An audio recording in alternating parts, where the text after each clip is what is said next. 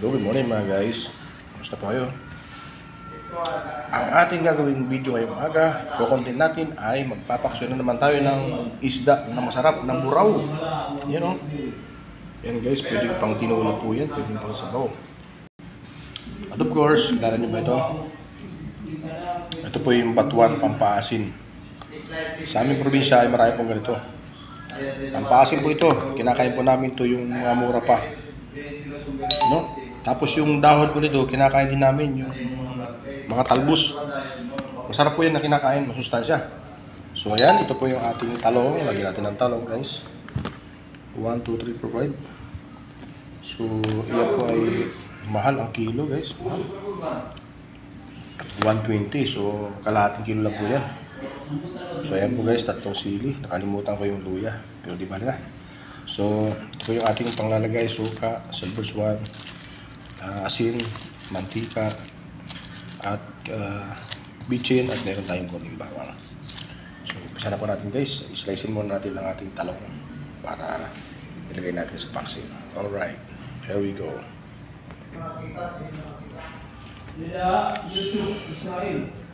So, ayan po natin po muna hiwain yung sili.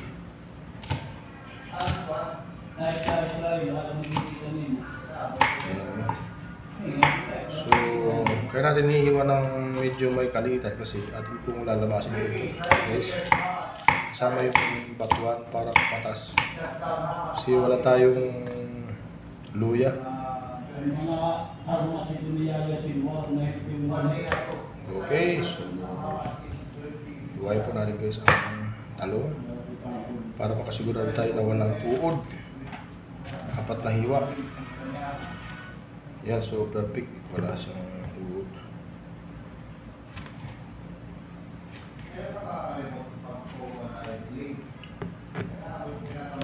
Okay.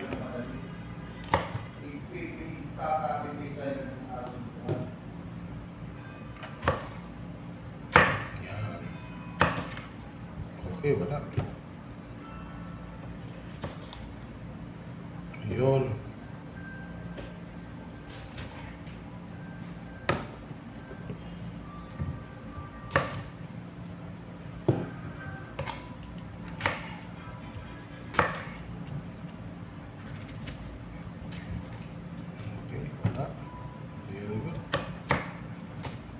Okay, wala. So, ibig sabihin guys, maano to? Laga. Na-sprayan ko ng anti bacteria o anti-peste. Peste niya ako. Mga uod. Ayan o. So, ayan na po guys ang ng gulay. Sigurado tayo na walang uod. So atin pong bibiyakin lagi yung talong. Lalo pag ito malaki. Okay. So perfect. Wala. Okay. So kayo guys ay magluluto ng paksiw, ugali natin maglagay ng gulay. No? Samantala ito yung naghihiwa. Yan yung tayo ng tanglad na lemongrass na tea. Lemongrass tea.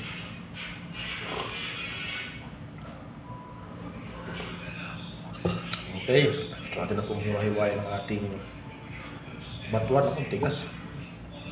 May buto na ito guys. Nako. Nako. Kaya tapa ito. So, sorry guys.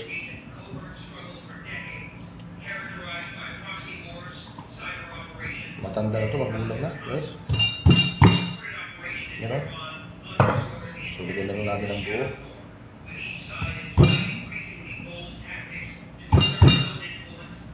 Ayaw.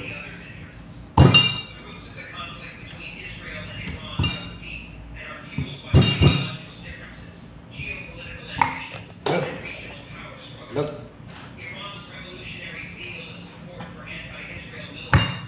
Ayan o.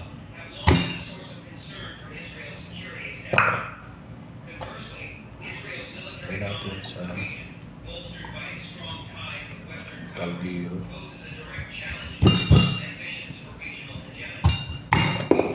Matigas na to, matigas. Matanda na, hindi lang na eh.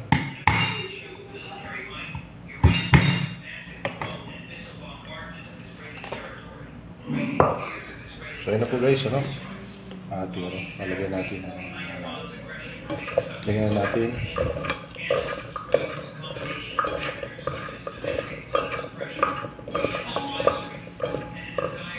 Okay.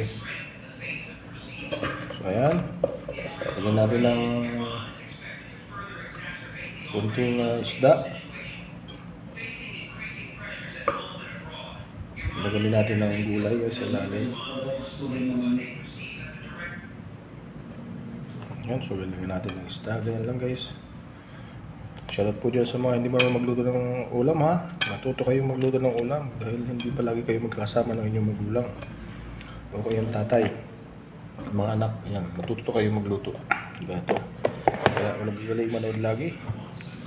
Yan, kakalimutang i-share, subscribe ang ating channel.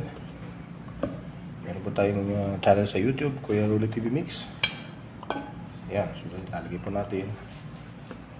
Tapos lagyan po natin ng talong. Ayan na po yun guys. Ayan. Kumbaga kombinasyon na po yan guys. Gulay at isda magkasama na sa isang pagluluto. So ganyan lang po. Hindi mahirap lutuin ito. Ayan. Tapos mag-produce tayo ng bawang.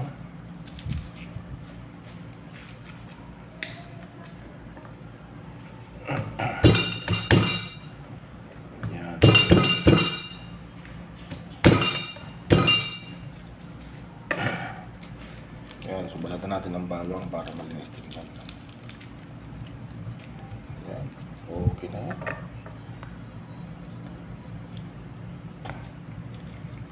Tapos sabuntahan natin guys na na suka.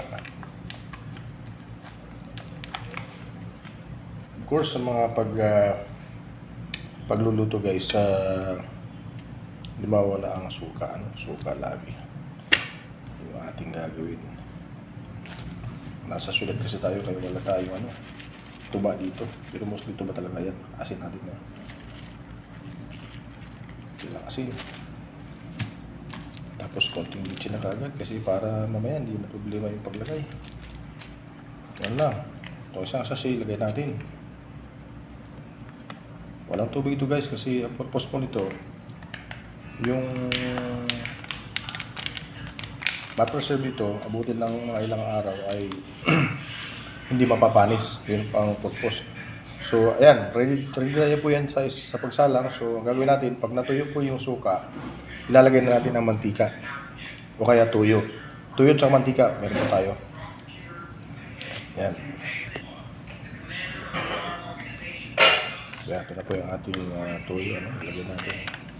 Pag natuyo na yung mantika, yung suka, ilagay natin ang tuyo. Tsaka ang mantika para masarap. Yun lang po guys.